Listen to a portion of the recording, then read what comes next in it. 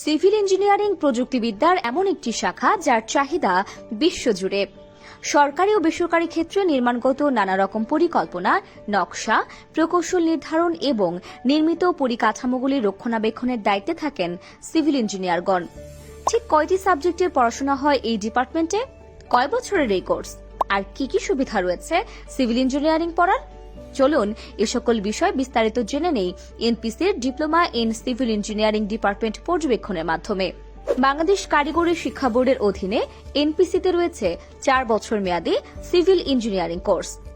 Civil engineering এর যে সকল বিষয় নিয়ে এই কোর্সে আলোচনা করা হয় সেগুলো হল structural engineering, transportation engineering, Jio technical engineering, environmental engineering, water resource engineering, construction engineering, estimating and costing, foundation engineering, surveying, AutoCAD 2D and 3D।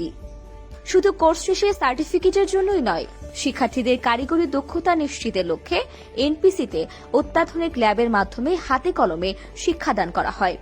4 বছর মেয়াদী কোর্স ছাড়াও diploma in engineering A course শেষে সরকারিভাবে বিএসসি ইঞ্জিনিয়ারিং এর মাধ্যমে উচ্চশিক্ষার সুযোগ রয়েছে।